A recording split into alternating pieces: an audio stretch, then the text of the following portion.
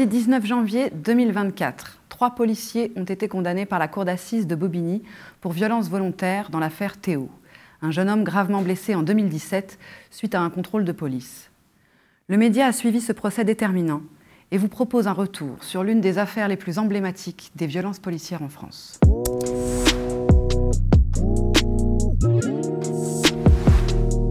Ce 2 février 2017 s'annonçait paisible pour Théodore Luaka. Ce jeune homme de 22 ans, installé en Belgique, en passe de devenir footballeur professionnel, est de passage chez ses parents à Aulnay-sous-Bois, en Seine-Saint-Denis. Au domicile familial, il se détend, impatient de pouvoir regarder sa série préférée, quand l'une de ses sœurs lui demande un service, apporter une paire de chaussures à une amie, de l'autre côté de la cité. Le jeune homme accepte, il est près de 16h30. Théodore Luaka est loin d'imaginer que sa vie va brutalement basculer. Théo, ce jeune garçon grièvement blessé, à Aulnay-sous-Bois, hospitalisé après l'interpellation c'est pas normal violente par les forces de l'ordre. On en a marre. Deux versions s'affrontent. Les tensions à Aulnay-sous-Bois. Des voitures calcinées. Les agents ont ouvert le feu à balles réelles. les collègues étaient face à des individus très déterminés. François Hollande s'est rendu aujourd'hui au chevet du jeune homme. 4 policiers ont été placés en garde à vue. Ils sont soupçonnés de viol en réunion. On est fatigué.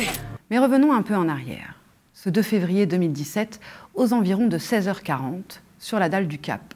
Lorsque Théo arrive, il croise quelques jeunes de la cité, les salue. C'est alors qu'un équipage de la brigade spécialisée de terrain, la BST, arrive en tenaille autour du groupe. Ils sont 4. L'un d'entre eux, Marc-Antoine Castellin, arrive au pas de course, matraque en main.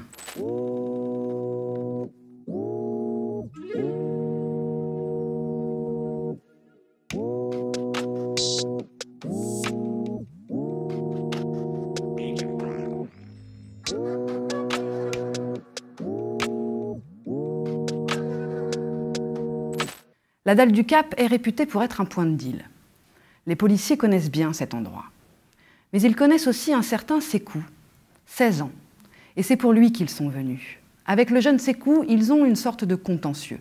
Quelques semaines plus tôt, une altercation les a opposés lors de l'interpellation d'un autre jeune du quartier. Le gardien de la paix, Jérémy Dulin, accuse le jeune Sékou de l'avoir frappé dans le dos avec un rétroviseur. La plainte du policier sera classée sans suite. Depuis ce jour-là, je suis méfiant dans la cité des 3000, dira Jérémy Dulin à la barre. Connu auprès des jeunes pour sa violence, le policier est surnommé Barberousse.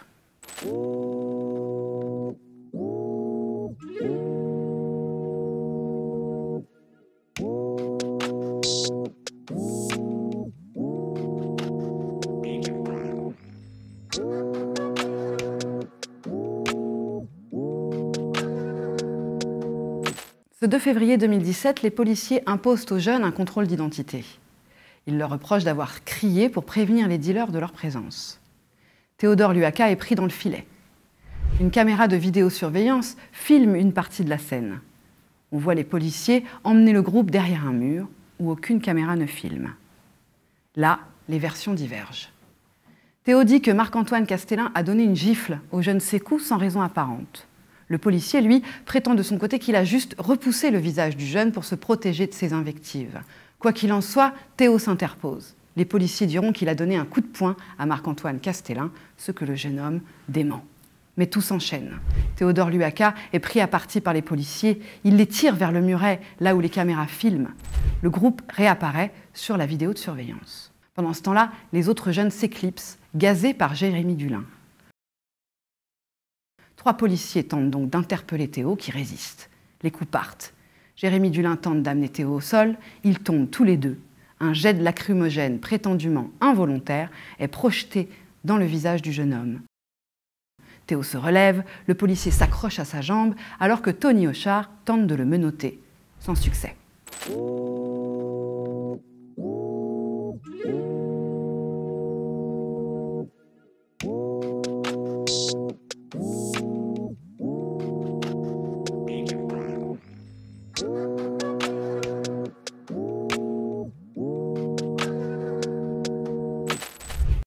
C'est là, alors que Théodore Luaka est acculé sur le muret, que Marc-Antoine Castellin lui porte un coup d'estoc. Un coup horizontal avec son bâton télescopique de défense. Théo s'effondre. Il est au sol, d'autres coups lui sont portés, puis il est menotté. Il est déjà gravement blessé, du sang sera retrouvé sur le sol. La vidéo, dévoilée par Europe 1, s'arrête à cet endroit-là, au menottage. Pourtant, sur la version longue, qui dure 8 minutes, diffusée au procès, on voit Théodore Luaka recevoir d'autres coups alors qu'il est menotté. Jérémy Dulin le repousse violemment sur le muret, Marc-Antoine Castellin le gifle, puis les policiers l'emmènent derrière le fameux mur, là où la caméra ne filme pas. Pendant 2 minutes 30, Théo dit s'être fait tabasser. Une voisine de l'immeuble d'en face ne filme que quelques secondes de la scène. On y voit les policiers le mettre violemment au sol et Tony Hochard lance un coup de pied en direction du jeune homme. Théo est finalement emmené à la voiture de police. Il saigne du nez et du fessier. Dans la voiture, il dit avoir été frappé, insulté de propos racistes, humilié, pris en photo, ce que démentent les policiers, sauf pour la photo, prise par Jérémy Dulin, prétendument pour son futur procès-verbal d'interpellation. À l'arrivée au commissariat, Théo est en sang. Il saigne du fion, aurait dit un policier pour se moquer. Menotté au banc des gardés à vue, mis en cause pour violence, outrage et rébellion, il s'effondre sur le sol. Le 4e policier du groupe le prend lui aussi en photo, inerte sur le carrelage du commissariat. 20 minutes après son interpellation, les pompiers sont appelés. « Venez vite, ça saigne beaucoup », s'inquiète un policier auprès des services de secours.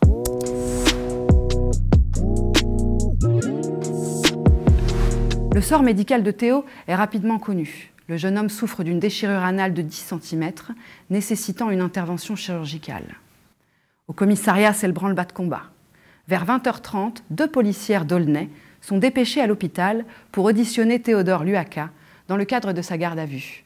Le jeune homme est sous morphine, en passe d'être opéré, et pourtant, l'audition dure 2 heures. C'est à ce moment-là que Théo aurait dit que les policiers avaient écarté son caleçon et introduit volontairement une matraque dans son anus. Ses propos sont confus et sa version ne correspond pas à ce que révéleront les vidéos. Théo remettra en cause cette audition qu'il n'a même pas eu la force ni de relire, ni de signer. Les policières d'Aulnay-sous-Bois placent ses vêtements sous scellés, alors qu'au commissariat, tout s'organise autour du taulier, le commissaire Vincent Lafont.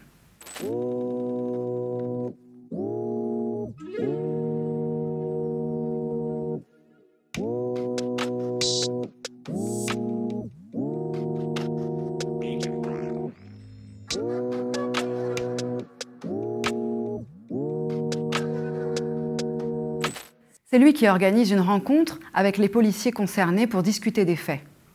Une action contraire à toutes les procédures d'enquête judiciaire.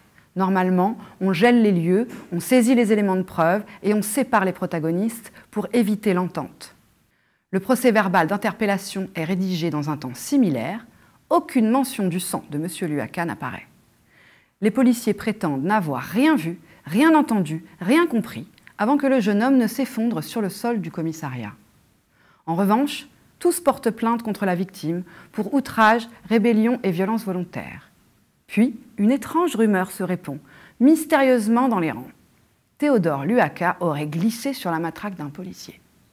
Les premiers enquêteurs de l'IGPN arrivent sur place vers 2 h du matin, soit 9 heures après l'interpellation de Théo. Une partie des éléments de l'enquête est déjà sous scellé. La stratégie policière est claire, nier et faire bloc. Lors de sa première audition, le gardien de la paix, Marc-Antoine Castellin, dément être à l'origine de la blessure. Comment le pourrait-il? Il n'a donné que des coups fouettés, dit-il. Puis, une tentative de déstabilisation s'organise. Le commissaire Vincent Lafont transmet aux enquêteurs un étrange procès-verbal rédigé au lendemain de l'affaire Théo par un policier d'Aulnay-sous-Bois. Ce PV est appelé « Rapport d'information sur des pratiques réalisées sur les points de revente de produits stupéfiants dans le quartier de la Rose des Vents à Aulnay-sous-Bois, soit exactement là où a été arrêté Théo. Dans ce PV, le policier explique avoir été informé que de jeunes dealers suspectés de travailler avec la police étaient sodomisés à l'aide d'un manche à balai pour avouer leur collaboration. L'objectif de ce document apparaît assez clair. Jeter le doute sur l'origine de la blessure de Théo. Mais à sa 3e audition, face aux vidéos, Marc-Antoine Castellin est bien obligé de reconnaître avoir porté des coups d'estoc et que ceux-ci sont probablement à l'origine de la blessure grave du jeune homme. L'accusation de viol est finalement écartée, faute d'éléments intentionnels. Marc-Antoine Castelin est poursuivi pour violence volontaire aggravée ayant entraîné une infirmité permanente, un crime puni de 15 ans. Jérémy Dulin et Tony Hochard sont poursuivis pour violence volontaire aggravée ayant entraîné une interruption temporaire de travail de 15 jours. Ils risquaient respectivement 10 ans et 7 ans de prison.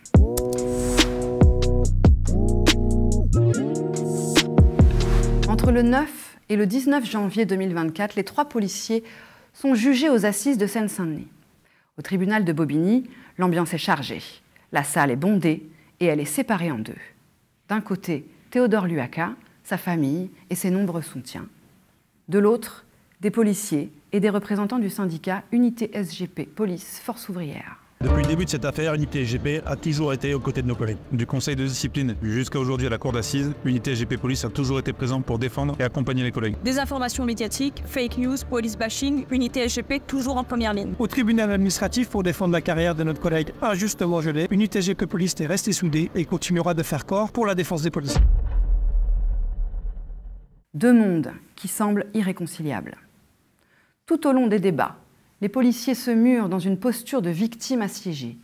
Ils parlent de la difficulté du travail de policiers dans les quartiers populaires, de la misère, de la délinquance, de ce territoire de la Seine-Saint-Denis qu'aucun ne connaît avant d'arriver. Marc-Antoine Castelin, originaire du Nord, parle même d'un choc des cultures. Et puis il y a les mises en garde des autres policiers, la peur de la population qu'on leur inculque dès leur arrivée, celle des jeunes, tous vus comme des trafiquants de stupes, des délinquants en herbe, mus par une haine viscérale de la police. Cette hostilité que les policiers disent ne pas toujours comprendre. Je ne comprenais pas pourquoi ils étaient toujours dans la contestation, l'insulte et la haine, dit M. Castelin à la barre. Jérémy Dulin, lui, parle d'une bataille de tranchées. C'était eux et nous, dit-il. Eux, les jeunes habitants des quartiers populaires, nous, les policiers. Deux clans qui se feraient la guerre. Il faut choisir son camp. Dans cette logique, il n'y a pas de place pour la compassion, pas de place pour la nuance. Un jeune homme noir en bas d'une cité ne peut être qu'un dealer, un délinquant. Enfermés dans cette logique, les accusés vivent cette affaire comme une cabale anti-police. Marc-Antoine Castelin parle même de crucifixion politique. « J'ai servi de fusible pour éviter que les banlieues ne s'embrasent encore plus », se plaint-il. « Êtes-vous victime ou accusé dans ce procès ?» demande Maître Antoine Veil, l'avocat de Théo, à Jérémy Dulin. Celui-ci refuse de répondre. Alors certes, Marc-Antoine Castelin exprime sa profonde compassion auprès de Théodore Luaka. Mais pour les policiers, tout était légitime. Même ce fameux coup d'estoc à l'arrière de la cuisse, censé déstabiliser ce jeune homme athlétique qui refuse de se laisser menotter. Parce qu'il fallait aboutir, il fallait interpeller, ne pas se laisser faire, sinon c'était eux qui gagnaient.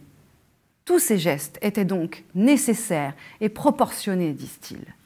Tous, sauf peut-être celui qu'on voit sur la vidéo, où Jérémy Dulin pousse violemment le jeune homme contre le muret, alors qu'il est déjà menotté. Un geste que le policier regrette à demi-mot. Mais il était crispé, vous comprenez, et puis il y a ce pic d'adrénaline. Mais dit-il, moi, je ne vois pas ça comme une faute.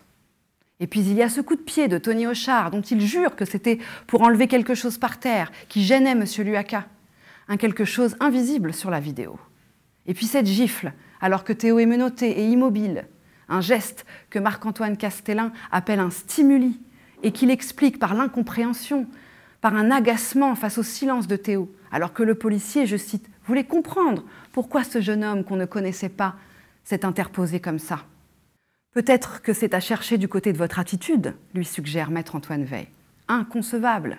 Aucun des 3 accusés n'accepte de reconnaître l'existence dans la police de la moindre violence illégitime, ni même de propos racistes. Jamais, disent-ils.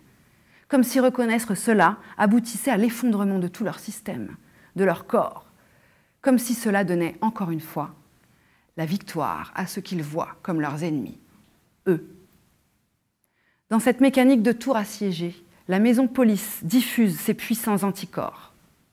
Des enquêteurs de l'IGPN qui assènent le même discours. Les coups sont légitimes. N'oubliez pas, la zone est hostile, les policiers sont en danger. Et puis de toute façon, nous a expliqué le commandant Romain Furic, en charge de l'enquête IGPN, 80% des plaintes de jeunes pour violences volontaires sont mensongers. On ne sait pas d'où sort ce chiffre, mais il le dit avec assurance. Les jeunes, ils portent plainte juste pour enfoncer la police et échapper à la justice. Comme s'il était impossible d'être à la fois coupable de délit et victime de violences policières. Mais là, reconnaît-il, le profil de Théo, ça ne colle pas. Casier vierge, inconnu de la police. Problématique. Et puis il y a ce formateur, censé intervenir en tant qu'expert judiciaire, qui vient affirmer à la barre, en toute détente, que le tutoiement, finalement, ce n'est pas si problématique, et que son interdiction, ce n'est pas une règle absolue. L'avocat général Loïc Pajot s'est insurgé. Non, mais c'est inscrit dans le Code de sécurité intérieure, tout de même.